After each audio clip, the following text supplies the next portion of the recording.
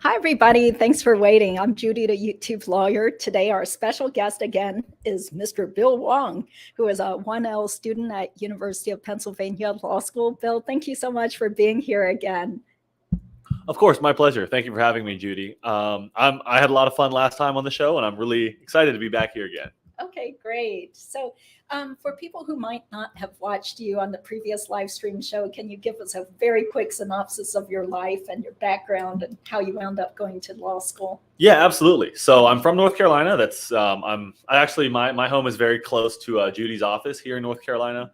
I went to UNC-Chapel Hill for undergrad. I actually did a joint degree, so I did an undergrad here at UNC, half here at UNC and half in Singapore.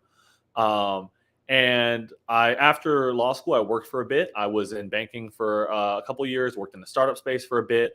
And right now I'm attending the University of Pennsylvania Carey Law School. They really like to focus on that now. I think the Carey Foundation gave them a lot of money. So whenever we say it now, they always emphasize that, which is some of the students aren't so happy about. Okay, I had no idea, but come to think of it, yeah, I do remember seeing Carey on some of the websites or something like that. So, okay. Yeah. So you started in late August. Yeah, our orientation was late August. Technically, early September was the first day of class, but around that time, late August, early September, just finished up my first semester of law school. It's been a lot, but overall, I think it's a great time. I'm really enjoying my time at Penn. Yeah, that's great. So tell us how the first week went. Did you feel overwhelmed, or what were your feelings when you first started? Absolutely. I would say my first week of law school, I would say, was really the only week where I felt like it was kind of overwhelming. Generally speaking, for the other weeks, I would try to read ahead. I would try to get, I would say, half to two thirds of my reading done over the weekend. Over the first week, obviously, you can't really do that as well. You don't really, you have orientation going on. You have a lot of different events. So you really don't have that opportunity to read ahead. So when you're doing when you're doing a new reading every night, it is quite overwhelming. And I would say that was kind of the difficulty of law school as a whole. So the first week was tough for sure. It was a tough transition, but I think Penn does a great job of, kind of easing you in. The orientation taught you a lot of the skills you need in terms of like briefing and everything. I thought my classmates were all great, really welcoming. So that's what I would say. I would say it was kind of a tough transition, but overall it was pretty enjoyable. Yeah. So. Okay. Well, tell us about the housing environment. Are you in like a dorm for law students, or did you find your own place? I'm in my own place. I think as of next year, Penn is getting rid of all graduate student housing. Oh. I think certain schools, I want to say Michigan, for one, has specific dorms for law students. Penn is not one of those schools, but luckily we're in a pretty decent-sized city. Philadelphia is also pretty affordable, so I'm in a little studio apartment that's about 2 or 3 blocks away from the law school. A lot of my classmates live a bit farther in Center City, and they usually choose to do that because it's a bit more like happening of a place. There's more restaurants, bars, coffee shops. I'm really in the vicinity of UPenn, and there's other classmates who live a bit either farther west or farther south. Mm-hmm. Great. So you're very close to the law school. I'm very close. It's less than a 10-minute walk, I would say. Okay. And how did you find the place? Actually, I was just on what's called Zillow looking for places. Yeah, I think I was originally going to live somewhere else, but that fell through. There were some logistical issues, so I ended up settling on where I'm currently living, which is all right. Like, I'm pretty happy with it. It's not so bad. Okay, excellent. Yeah, so from a logistical standpoint, like I remember being in law school and being totally weighted down with tons of very heavy textbooks. I mean, do they still have those gigantic textbooks, or are things more like virtual now? I think law as a profession is very old school, to say the least. They still have case books. I have a hiking backpack. Yeah. So I think I'm one of the few people, because of a very large, it's like a 60 liter, maybe not 60. It's a very large hiking backpack that I'm able to fit all my case books in. And just in case, I'll usually have like a little tote bag in case. So for incoming law students, usually the prevailing advice is have a backpack and a tote bag if you're carrying all your books. But most of my classmates, and I think for me on most days, I'll leave books in school. Like usually when I'll go home and I'll bring in I won't bring all 3 of my case books. I'll usually bring like 1 or 2, do the reading for that night, and I'll switch it out as I go between the law school. Okay. So just logistical points for any future law students. Yeah, the books are very heavy. I started Very, very experiencing heavy. like back and Uh-huh. neck and shoulder pain when I was in law school. And so do you guys also have lockers? I remember at some law schools we had lockers. We do. We have our lockers are very nice. They're nice wooden lockers. They look pretty classy in my opinion. But I was not. There's bigger lockers or smaller ones. They sign them randomly. I was not so fortunate. I got like one of the smaller lockers, but it's big enough for a couple case books, like a jacket, a suit if you need to. It's not. I'm happy with the locker situation. I know certain schools. I think I have some friends at UNC who complain about their lockers. Mine are fine. No complaints. Okay. No complaints. That's great. Yeah, and how many students are there in the 1L class? About 250. Okay. About 250. Did you know any of them? Did I? Like from undergrad or elsewhere? No, actually, I didn't know anyone going in to the law school, but I have a lot of friends, or a good number of friends that live in Penn for the medical school. So I was fortunate enough to have like to know a good number of people at Penn or in the area going in. Like I have family friends who live in the Philly suburbs as well. Mm-hmm. So I'm very fortunate to have like people that I knew not in the law school directly, but just in the vicinity of U Penn. Oh, that's good. So which is really nice. So it wasn't like totally just going to a new city. No, sort of, but still, yeah. So tell us what your schedule was like the first semester. Yeah, absolutely. So this is pretty similar. I want to say that the majority of law schools in America have pretty similar like class loads. 1L year, you'll do your what are called your doctrinal courses. So my first semester, my doctrinals were civil procedure, contracts, and torts, and then we had a legal writing class, what we call at Penn LPS. So my Monday at Penn, at the very least, for me, my section. A section is kind of like they break each class into various sections. My schedule was very front loaded. So my Mondays were all 3 doctrinals, basically 9 a.m. to about, 3 p.m., 2:45, with a break in between for lunch. Tuesdays was 2 doctrinals in the morning, civil procedure, contracts, get a little lunch break, and then you have your legal writing class, which also went to about, 2:33. And then Wednesday again was 3 doctrinals, 9 to 3. Thursdays, I think we only had torts, and then we had another smaller legal writing class. So it was really front loaded Monday, Tuesday, Wednesday, about 9 to 3. And then towards the end of the week, we don't have class on Fridays, which is really nice. Mm-hmm. And usually after class, I'll usually maybe I'd work out for a little bit, but usually I would just go, hit the library or find a nice study space and just do my readings or write an assignment if I had one for legal writing. So that's kind of my daily schedule, I would say. Mm-hmm. Excellent. Okay. Yeah, and I see you look like you haven't gained 10 pounds people do during freshman year in college. I've lost weight. Well, I think because at Penn we're very unique. We have the Penn Graduate Boxing Club, so that it was formed by the law school, and every year we'll compete against the business school. Oh, that's funny. So I'm working out I'm probably in as good shape, if not better, than before law school. I'm boxing a lot at Penn. I'm going to the gym. That's a surprise because I remember law school entailed a lot of sitting around reading. Oh and yeah, feeling like a lump. Yeah, but I think if you manage your time, I think I have classmates who work out twice a day. It's a lot. Oh my gosh. Okay. Yeah, I think if you manage your time well, it's not so bad. Yeah. I'll usually do my reading in the I wake up pretty early. I'll wake up at 6:30ish most days, and then I'll roll out of bed. I'll start doing my reading pretty early, try to get it done. I'll usually try to finish things up by the evening. I don't really stay up that late, and try to have a pretty structured routine. Yeah. And try to get a good amount done over the weekend as well. So that's kind of how I've managed it. I think exercise is really important. Everyone who's told me, all the 2Ls and 3Ls and professors have just told us make sure you exercise. Yeah. Don't neglect your body. Don't neglect don't eat a bunch of junk food. And I think it's worked wonders for my mental health. I feel great. Okay, nowadays, well that's good. Yeah. Well, you seem to be in good spirits. You haven't been ground down by law school. So let's take a look at some of the comments here. Yeah, thank you, Tony. Thank you, Fancy Fiction here.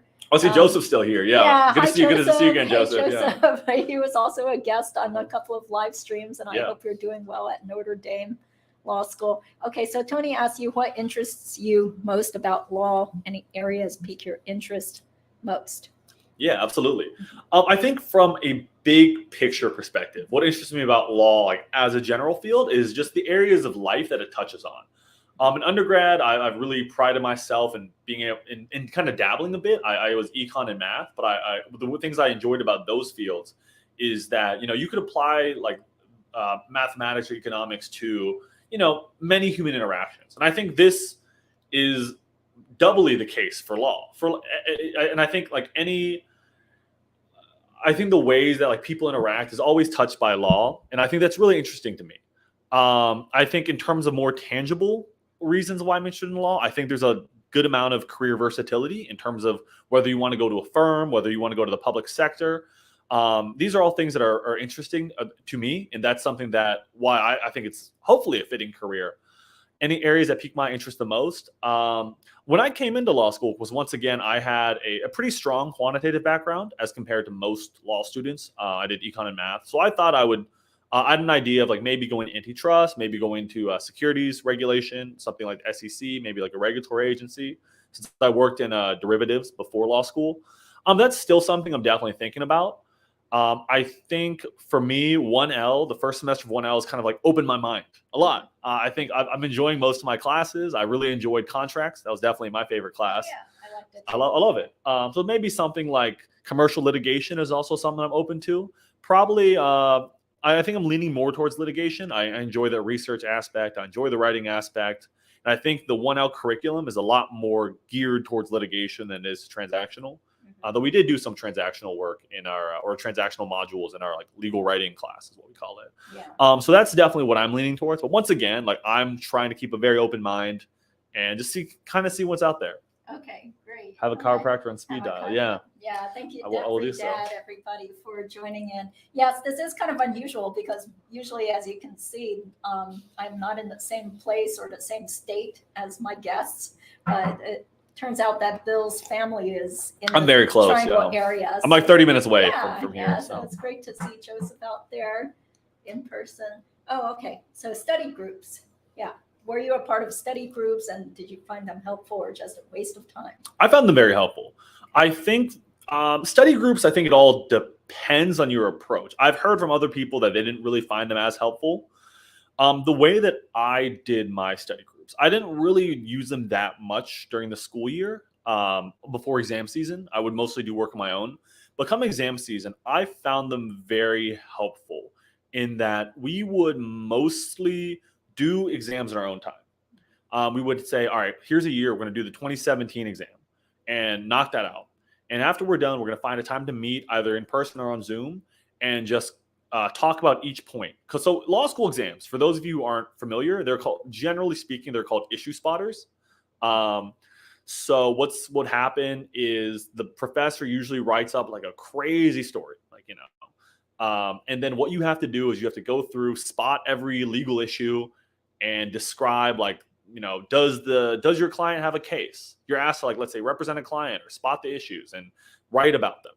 And I found them really helpful in kind of comparing what issues I spotted versus my classmates, how they developed their points, how they structured their analysis versus mine, and kind of maybe comparing that to the sample answer. Because the thing is, it's not like a math class necessarily where there's one right answer. There's many different ways you can structure a good analysis. And I think when you look at what professors would do and they would post their sample answers, they usually post maybe two.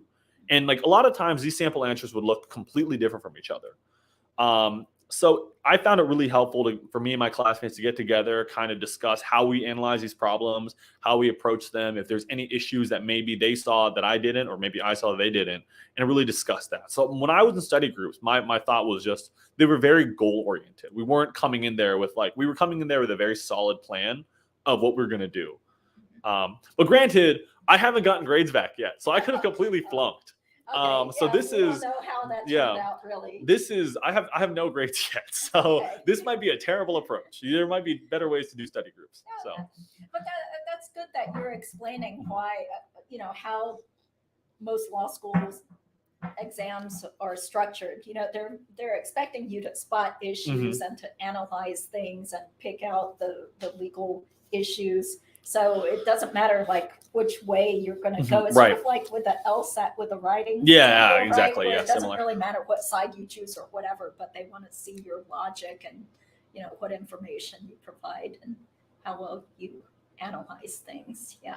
Okay, so Tony is asking, does UPenn or law schools ever specifically focus on statutes, law of the state and specifics, or is it general principle that's across U.S. states, federal law? Yeah, at Georgetown, I would say it was definitely not state specific because we had people that were going to go to all sorts of different areas to practice.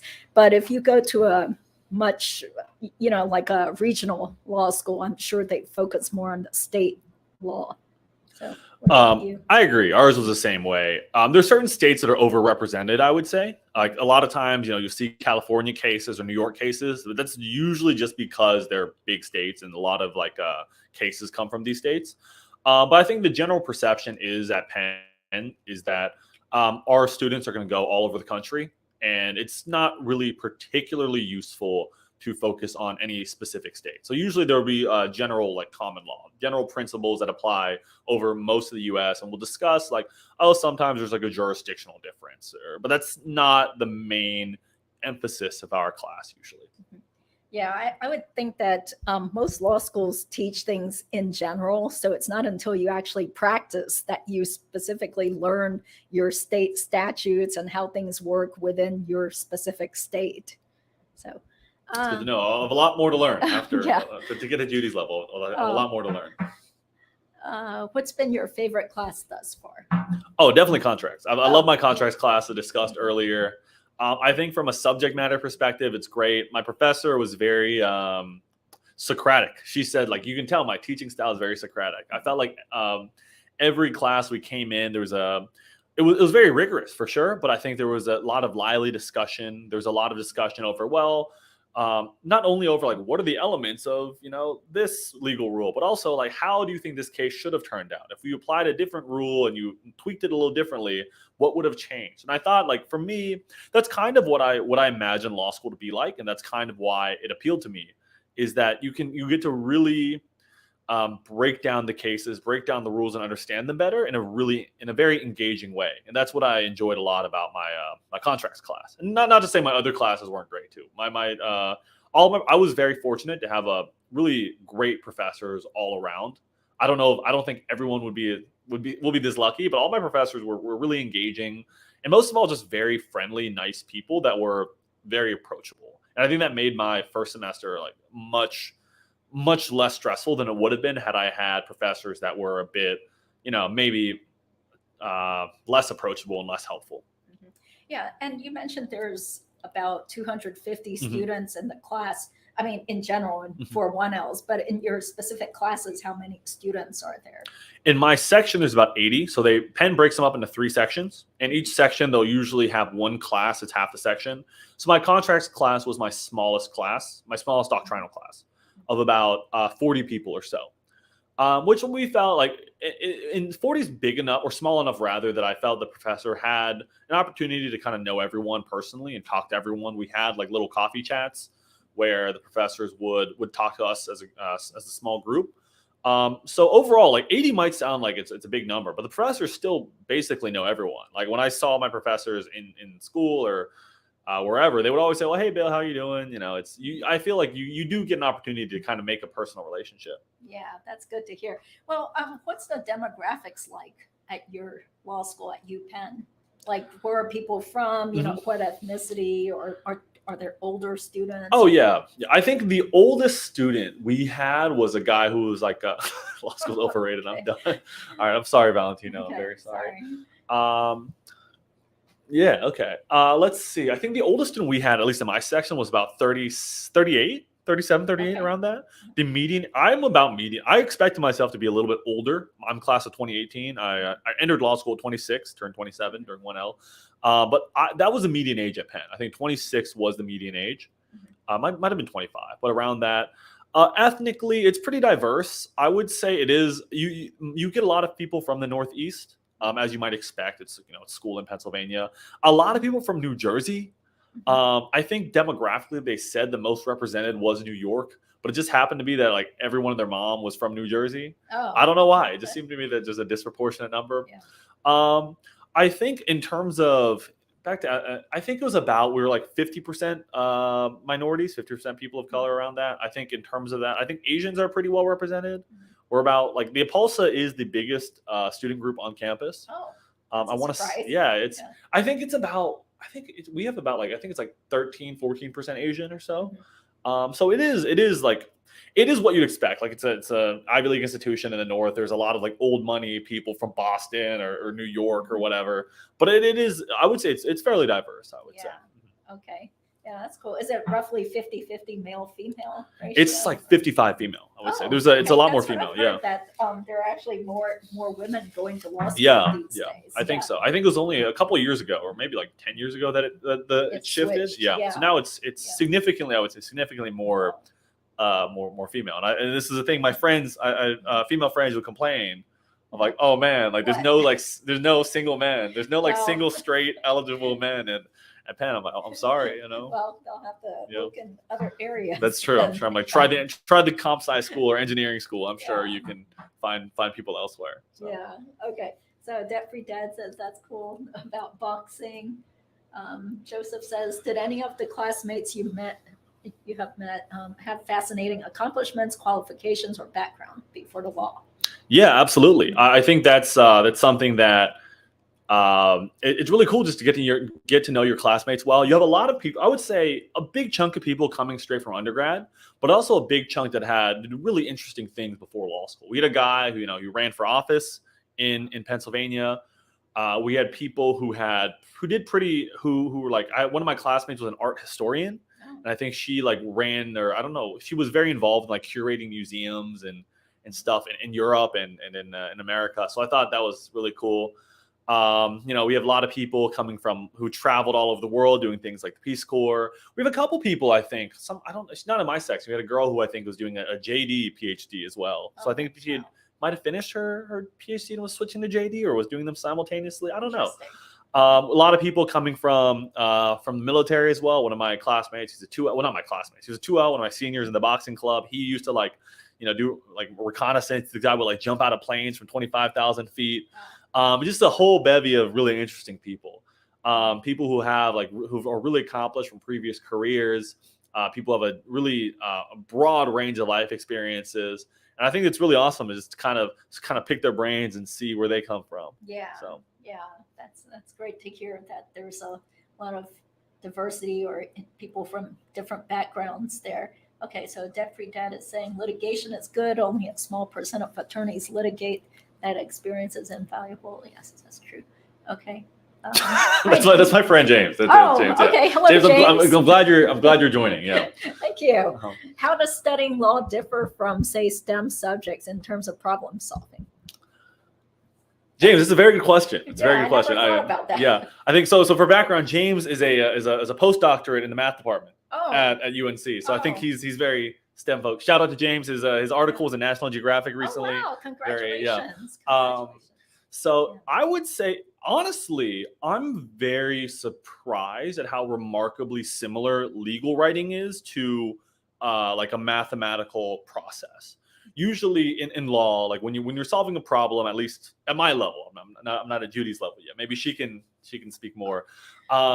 Usually you'll have like the rules, right? And the rules will have certain elements. And you'll see like if these elements are met. And if these elements are met, okay, then this doctrine applies or this doctrine does not apply. So I think that is somewhat similar, I would say, to maybe in a sense doing like a mathematical proof. Like back when I was in undergrad and I did like real analysis or something. I thought the problem solving skills I felt like translated over. I would say the difference is in math, there's usually a bit more of a right. There's usually a right and wrong answer, especially if you're doing something like computational mathematics. In law, there's usually a bit there's kind of, I would say, at least on exams, the difficulty isn't necessarily identifying the elements, but it's arguing that one fact pattern goes one way or the other. And that's something you don't really see in, let's say, a STEM field as much. And that's what I would say is the main difference. I'm sure Judy can also speak to this. Yeah. So I wasn't as good at math as you guys, but since I am Asian, I was on the math team for 5 years. And I also took AP calculus. But so definitely, I mean, law is a lot mushier. Okay. And that's what can be frustrating, because a lot of times when clients come to you, they want to know, what do I do? What's the judge going to do? And you can only give them guesses, because everything is so mushy. There's a lot of, discretion involved on the part of the judge, and the law could be argued either way. So it's just a totally different mindset, I think. Right, it's very different from studying STEM fields. Yeah. So, and that can also be frustrating, like I said, because, people expect you to have the answers. They're like, well, you've been practicing law for X number of years. Shouldn't you know? Tell me, is it going to be worth it for me to give you $10,000 or not?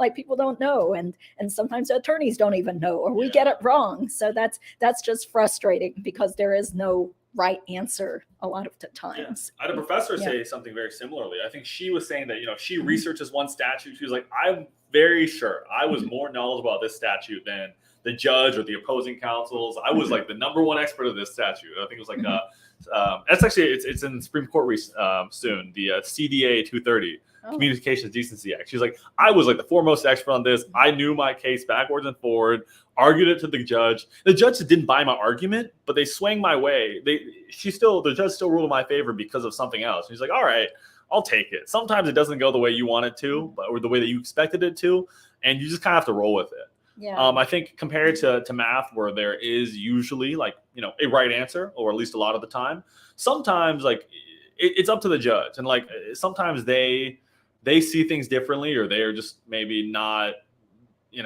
maybe they're genuinely not as knowledgeable as some of the counsels maybe, but it's up to them. It's not necessarily up to you. Apparently. Yeah. So. Yeah. So, okay. Well, thank you for being here, James, and everybody else also. Let's see. So Ariana Grande's ponytail says, well, were you surprised at the difference in studying from undergrad?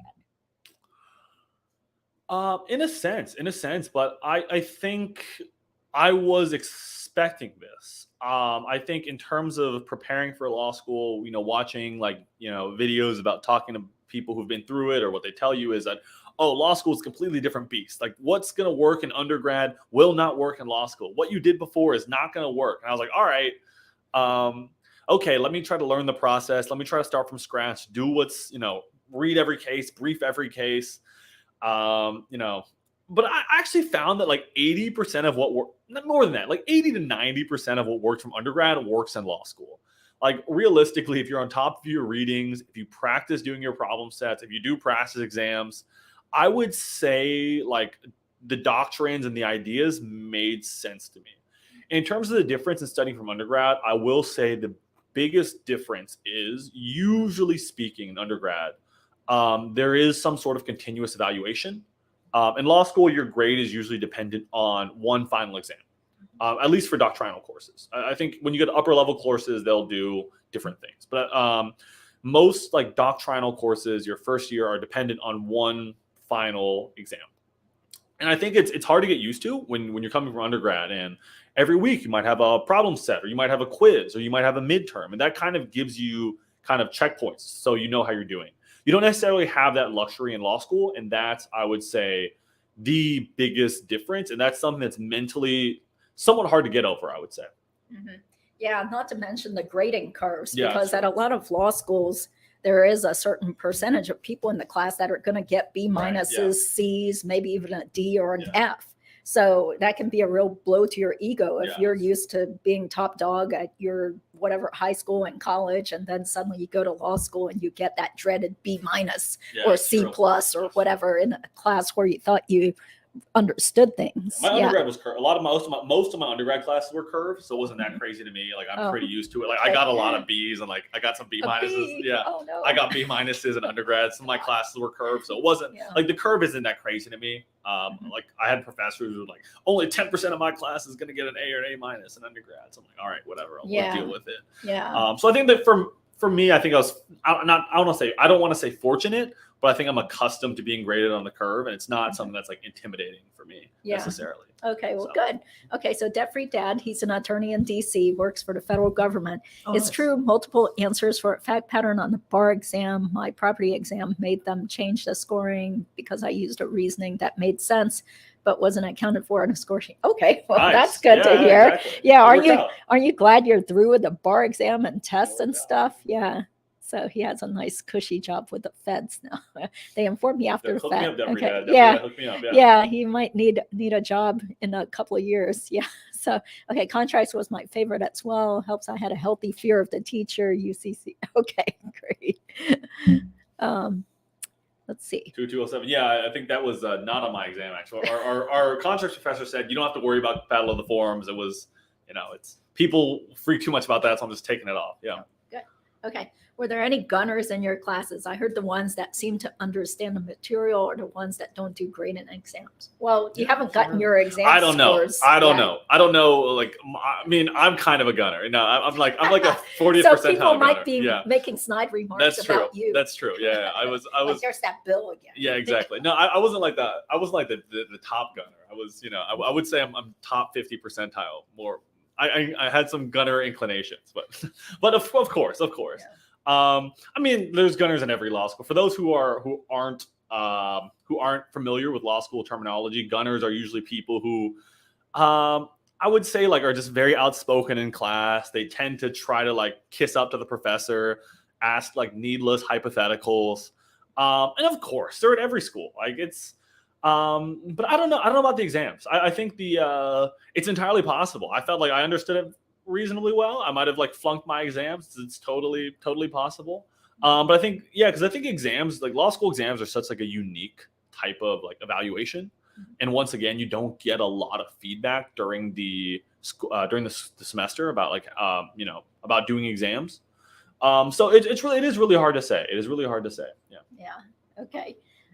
And plus, since he's still in law school, I'm sure he doesn't want to criticize any of his classmates. That's true.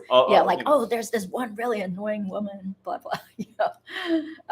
Let's say, you have to teach the judges the law because they don't know new statute on probation. I had to bring in opinions, and all the good judges would call a recess to read things. Yeah, that's right. Okay. I thrived on one exam law school model. The pressure was good for me. That's what you end up where you are, Jeffrey. I'm sure that it helped. That's good. Yeah. I totally didn't like it because there were plenty of times when I was totally shocked by my grade when I thought that I knew the topic really well. But okay, Joseph, thanks for commenting. My 1L winter break was 10 weeks. Wow. That's a really long that's really long. I filled applications the whole time. Have you started? Oh yeah, I was going to ask you about that. Have you started job searching for 1L summer? What are you interested in? Yeah, absolutely. 10 weeks is wow. That's excessive to me. Ours is like ours went from December 21st, my last exam, to January 9th. So that's what, 3 weeks? Oh, 3 weeks. Yeah. Yes, I have.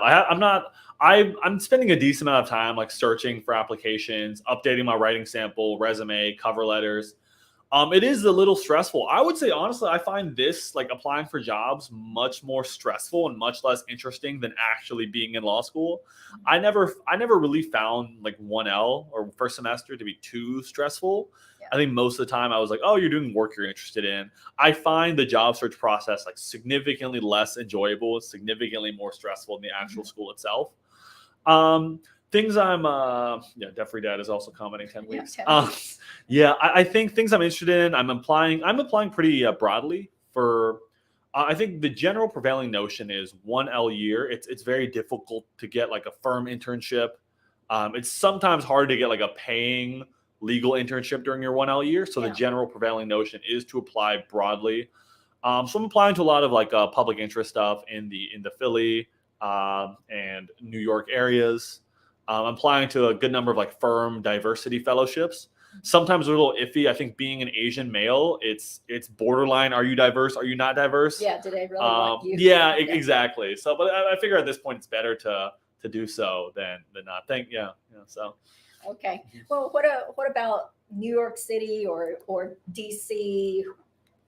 Other southern cities. Are you looking into those places? Yeah, I'm applying a lot to New York. I'm applying a decent bit to kind of those associations in New York. DC, DC, not. I haven't really looked in as much. I've applied. I have one thing on my radar, some FTC clerk position, but we'll see how it goes. Those tend to be very competitive, so I'm not like holding my breath for it or anything. I think I'd like to be in the area, probably be in the Northeast during my summer. I'm not opposed if there's a great opportunity here in North Carolina. I'm not opposed to that at all. But like I think I'm trying to stay like very open-minded during your 1L summer. I think some of my seniors, some of the 2Ls and 3Ls have told me like, come sometime down the line, like your next summer is probably going to be with a firm. After you graduate, you're probably going to be like in New York or something like that. That's what most people at Penn end up doing.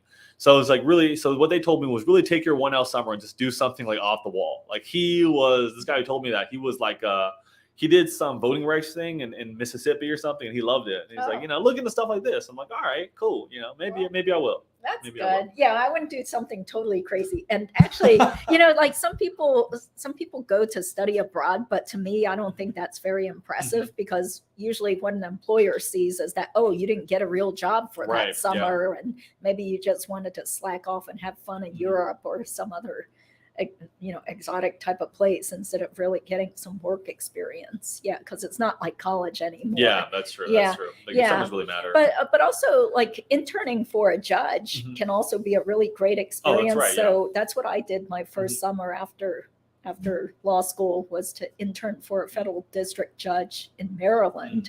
And it was great because I got to see all the action behind the scenes. You get to see trials, just help the judge. So of course it wasn't paid though. Right. Yeah. That's something I'm applying for as well. I think Penn is fortunate. We're fortunate enough that if you intern for a judge, Penn will, like the school itself will give you a stipend, which is like, you're not going to be rolling in big bucks, but it's enough to live by. And that's something that I would say the plurality of 1L summers will be spent interning with a judge. And that's something I'm definitely looking at as well.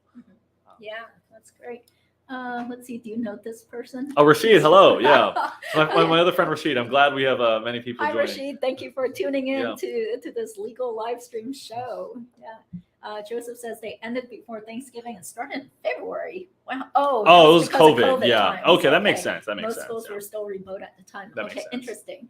Although I bet you they didn't lower the tuition for all. Actually, I think it was really, really interesting. I think there was the Penn students sued the university. They got a lot of money back from a class action because of like they were overcharged tuition during COVID. So good for them. Good for the students. Yeah. Yeah, but you do feel a little sorry for the school because they still have to pay their professors. Yeah, and that's pay true. for That's the true. eating. The endowment $20 billion. So they'll be fine. They'll be fine. They're not going out of business. Okay. Yeah, I would hope they're not going out of business. Okay, so this is an interesting question that some people have actually asked me in the past. Like, do either of you want to be a judge? And my answer is no. I do not want to be a judge, probably because I like my life being a solo practitioner. I mean, I know it's not that prestigious in a lot of people's minds to just be a solo practitioner, but I have so much freedom. I get to pick and choose, when I want to meet with clients and whether I want to take on people's cases. And, I have a very flexible schedule as long as I'm there for my clients and the court hearings and stuff. So being a judge, you just physically have to be trapped in the courthouse pretty much every single day. You have to sit there, you can't move, and I mentioned shoulder and neck pain. Can you imagine being older and then having to sit there in some uncomfortable chair listening to all these people's boring legal problems? Because most trials and hearings are actually very boring. It's not like what you see on court TV or, like whatever, like drama. It's not Judge Judy or anything. I mean, a lot of stuff is like really boring, dense, like studied a statute or contracts or who knows what, and you have to be paying attention the whole time. So I think mentally it is very stressful in addition to physically stressful to be a judge, not to mention the fact that, they usually don't get paid as well. It depends, federal judges normally get paid more than state judges, but the pay might not be as great. No flexibility in schedule. You deal with a lot of combative people who can be disrespectful or maybe even physically threatening, like some judges get threats. So So anyway, I guess, if I really wanted to be a judge and stuff, I mean, you have to be a certain type of personality and have a certain type of temperament to be able to listen to so many people. It's not just the attorneys, but also the pro se people. You get some like crazy people in your courtroom and stuff. So yeah, so for all of those reasons, I am happy to be in private practice and stay being solo and be the captain of my own ship. And you're doing great, like the firm, like you yeah. Now I can do YouTube. Yeah, exactly. If I were a judge, I could not do YouTube. Fair, yeah. Wow. Okay, so what do you think? I don't know. This isn't something I've thought about. I think Judy has really swayed me against being a judge in a sense. Yeah, I convinced you already. But I don't know. This is I think as someone who's just completed their first semester of law school, this isn't necessarily the time in my career where I can realistically think, do I want to be a judge? Maybe I'll if I'm fortunate enough to ever be in the position to be considered as a judge, I'll think about it then. Right now, I don't know. But Judy has convinced me, has definitely puts a lot of. And I also, speaking of that, if you need me to take down my YouTube videos of you in the future when you run for judge, or you're thinking about wanting to get appointed to be a judge, let me know and I'll take down your videos. I think I've been reasonably diplomatic in these. Nothing crazy, you haven't said anything too crazy, but yeah, that's another thing. Like if you want to be a judge, you do have to face a lot of public scrutiny. So that means no saying any controversial or wacky stuff, no acting silly on YouTube. So so there are different ways that it affects your life if you're hoping to become a judge. Maybe less now. I think a lot of the Supreme Court justices are saying and doing crazy things now, but once you've made it, I think you can. Yeah. Once you've reached that level, public interest is a good. I interned with a federal judge in DC. Fortunate to get a stipend. Yeah. Okay. Yeah. Most public interest jobs, they don't pay anything, or if you intern with a DA's office or PD's office, you don't get paid. Yeah. I think Penn is once again fortunate. Like we're fortunate enough that Penn will pay you, like the school itself will pay you a decent stipend if you go to a legal, like a public interest or any jobs that don't have their salary. They'll give you a stipend for the summer, which is quite nice. But then again, we pay a lot of tuition. So yeah, exactly. So it's kind of getting a little rebate on what you paid them. Yeah. Well, what about law firms? Are any law firms trying to recruit 1Ls at UPenn?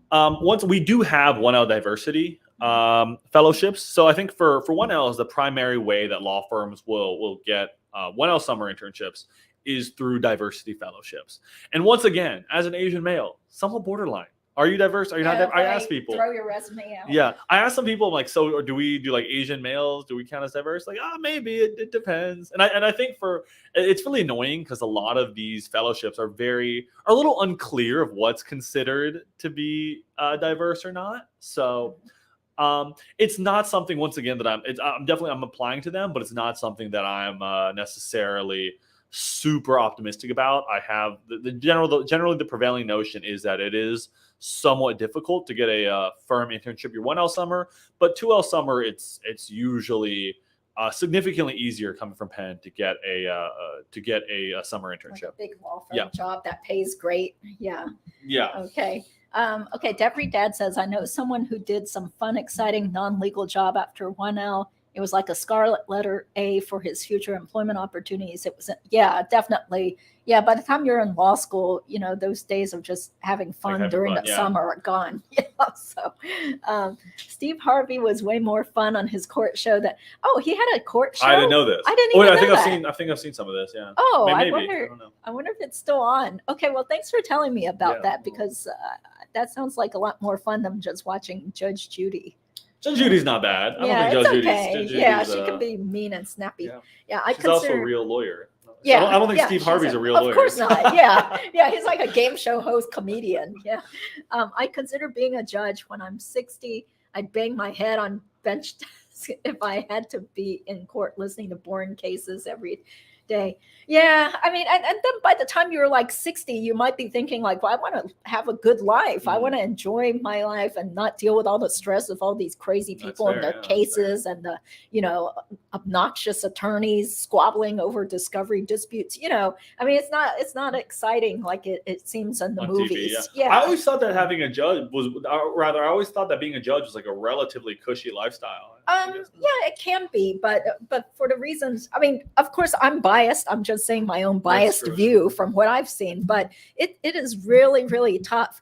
And to tell you the truth, from the judges that I've seen go through Wake County, you can visibly see how aged and how a lot of these like young whippersnapper, younger judges, like I think at first they're all excited because they got elected. Right. But then you see them after 2 or 3 years and you're like, wow, that's that same judge, like they look so much older and stressed out and they've gained weight. I mean, it's just not to me, it's not a healthy lifestyle to be sitting nonstop for hours and hours on end.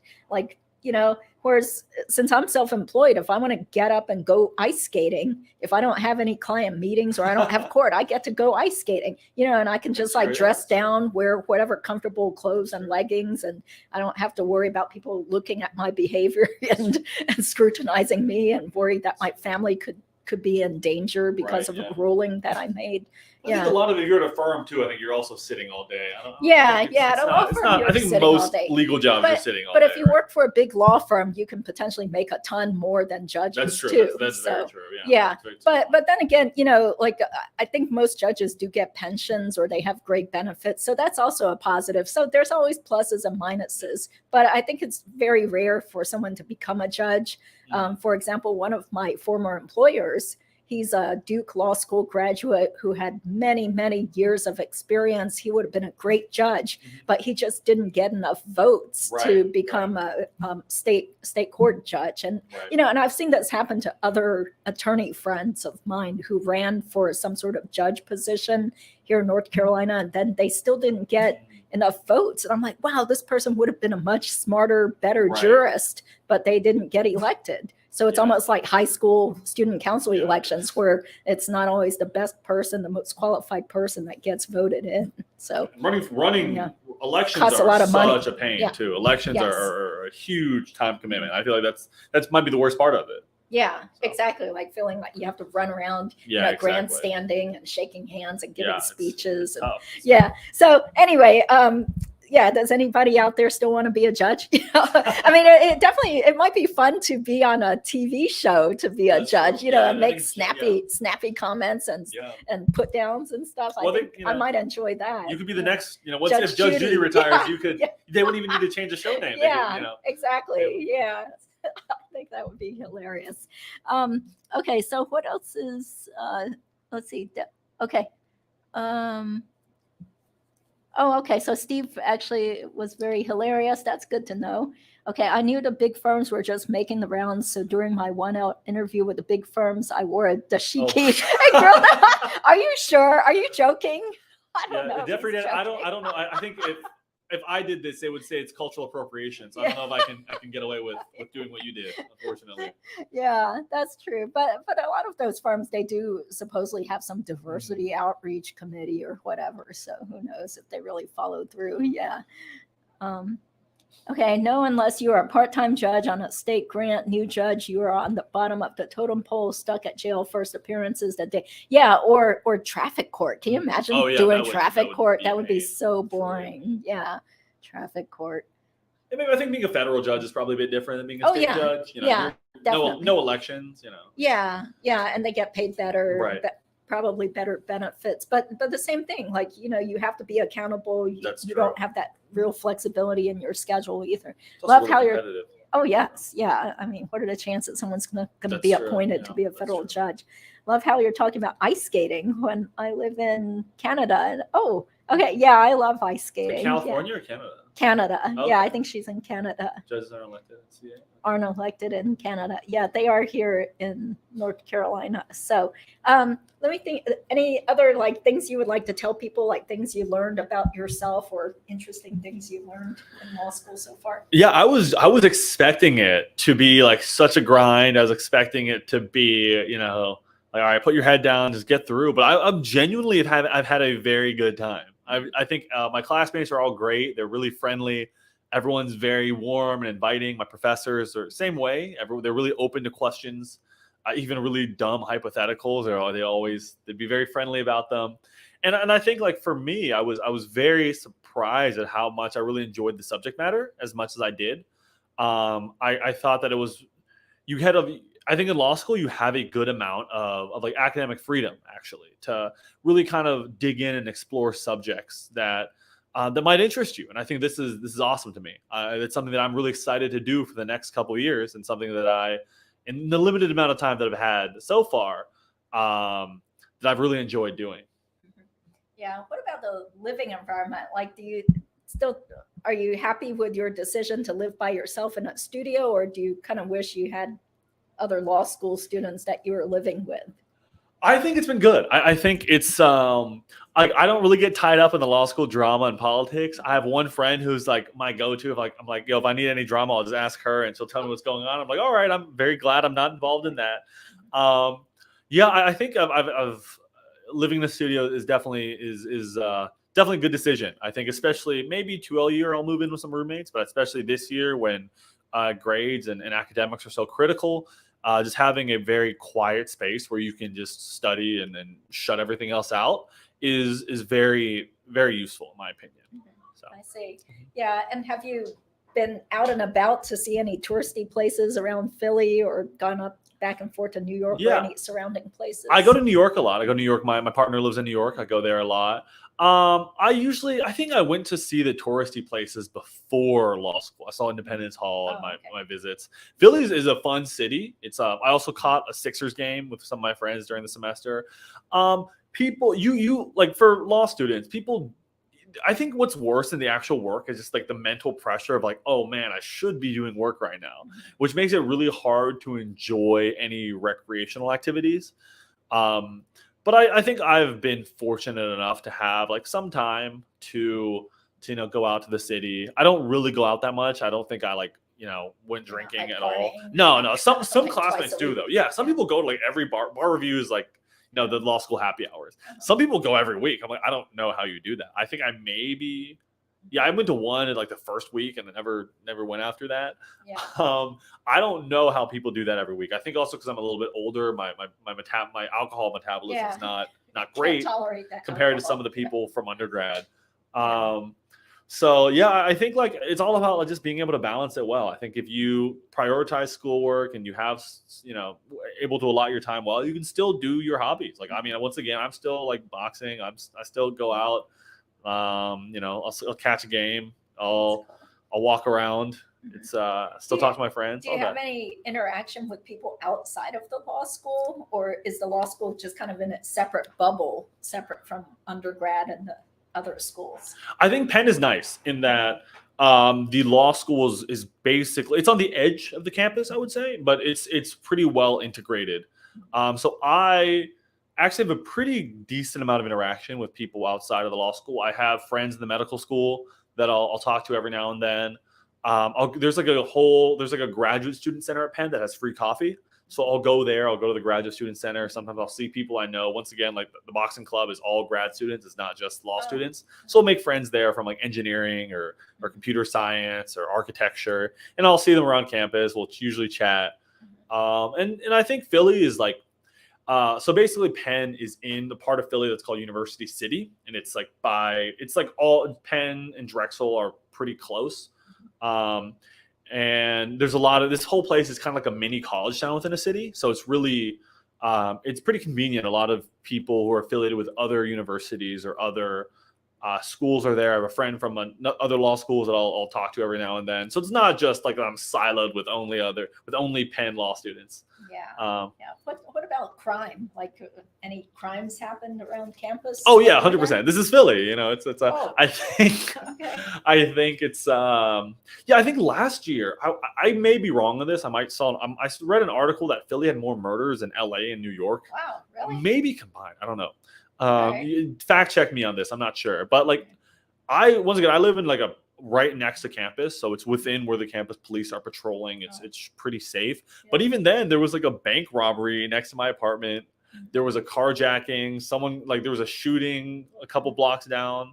You definitely need, public safety is definitely an issue, and I'm not like fearful for my life or anything, but it's definitely something you need to be on the lookout for, I would say. Especially in certain areas like North Philly. They always tell us like, don't go to North Philly. Like, whatever you do, don't do that. So. Yeah. Okay, well, it's good to hear that you live so close to the school that you can Yeah. just basically walk back and forth and back and forth all day. Yeah, I haven't been robbed or anything like that. Okay. I think Haven't been stabbed. I haven't been stabbed. No, Okay, no, that's I'm good to know. physically I'm great. I'm great. I haven't been assaulted. Okay, that's good to hear. Okay, well, it's been about an hour there. So, any closing remarks? Any tips you want to give to anyone out there thinking about going to UPenn or applying to law school? Yeah, feel free to reach out. I think it's a great school. I think law school is a really big decision. It's something that everyone should think long and hard about before doing it. Think about like financials. Think about what you want your career to look like. But personally, I'm enjoying it. I think it's a really interesting field, and it's definitely something you need to put a lot of consideration into. And once again, thank you so much to Judy for having me back on the show. I always have a lot of fun being on the show. Thank you so much for being willing to come out here. You could be out like hitting the holiday sales or something. That's true. Yeah. Or enjoying time with your family. So, okay, well, thank you guys for joining in today's live stream show, and maybe we'll have another show eventually about the dumbest lawsuits of the year, or some other Markel Adelson type of thing, sure. or some other crimes. I can't comment on those. If a crime happens in Philly, maybe you can reach out to me. Yeah, but I'm sure you're busy with your schoolwork and stuff, so we don't want you distracted by all these true crime cases. So, okay. So Tony is saying, thanks for sharing your experience. Come back. Okay, maybe next summer after your maybe we can do a touch up again after. And hopefully Joseph will be on again too, because he's almost graduated. Oh, that's right. Yeah, congratulations, Joseph. Yeah, I know you're the home stretch. Yeah. So, okay. Well, thanks everybody, and we'll see you next time. Thank you. Thank you.